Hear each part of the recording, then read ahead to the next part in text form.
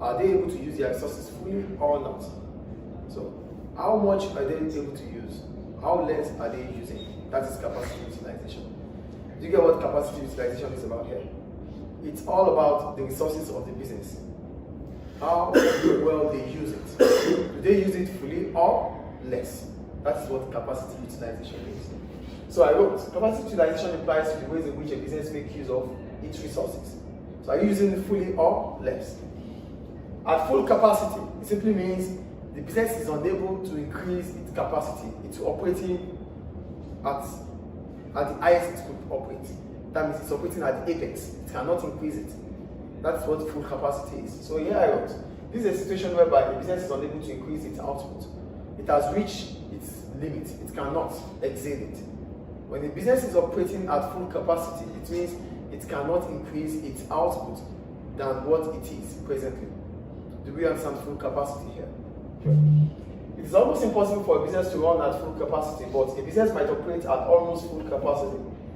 It is always ideal for any business to at least keep some unused resources so that it becomes flexible.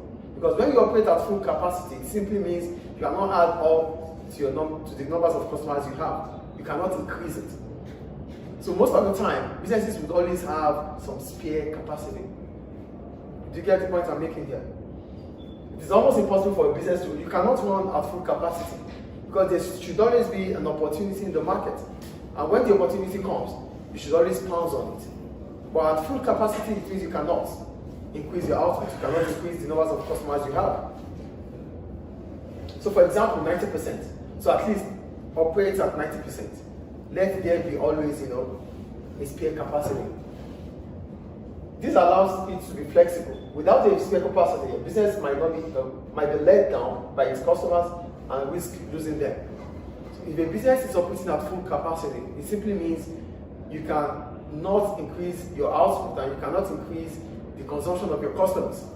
So those customers that are loyal to you, you won't be able, if they need more, it means you won't be able to give to them. And that means you are making them unhappy. And as soon as they become unhappy, they might switch to your competitors. Do you get the point we're making here? So it's always ideal for a business to have a spare capacity in case there's a sudden increase in demand. So that allows it to meet up with that sudden demand within the market. If not, then you lose out your customers, you lose them to your competitors. Do we understand the point we're making here? Great. Then we have surplus or excess capacity. We call it surplus or excess because there's unused resources. There are unemployed resources. That is what unused capacity is. But when the business has so much unused resources, that is underutilization. So that takes us to, okay, before we go there, so when the business has, just put it in mind that when the business has so much unused resources, that means the business is operating it's using unused, that means there's underutilization of its capacity. But before we go there, there's what we call capacity utilization formula, which is the current output or the actual output divided by the maximum possible output, which is the potential output. Hello? Can you just stop that and focus here, please? The formula for capacity utilization is current output or actual output divided by maximum possible output or potential output. This is the same as potential output or actual output. I think we get it. So in the exams, you might not be seeing the current. Current is the same as actual. And maximum possible output is the same as potential output. Do we get the point I'm making here, please? So do we get it or not, please? So capacity utilization again is what? Current output divided by the potential output. So it simply means we are comparing the actual or current output with the potential output. And you multiply by 100. So for example, we have an example here. A printing operation is capable of printing 10,000 leaflets in a particular point in time, but only prints 9,000. What is the capacity utilization? Here there's a printing press which has the ability to produce or to print 10,000 leaflets. But presently it's producing 9,000 leaflets. So there are some spare capacity. So what is the capacity utilization here in percentage? So it's going to be the current output, which is 9,000, capacity utilization Because to current output, which is 9,000, divided by the potential output, which is 10,000, multiplied by 100. Do we get it, please? Do we get it or not, please? Okay, so this cancels this.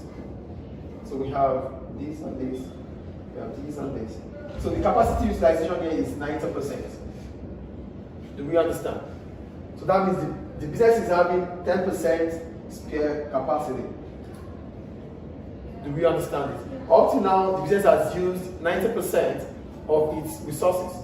So it has 10% left. Do we understand capacity utilization here?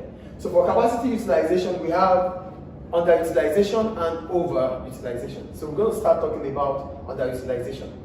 So why do we call it underutilization? A business is underutilizing its capacity if it witnesses a fall in demand. So one of the reasons why a business might have underutilization in its capacity is because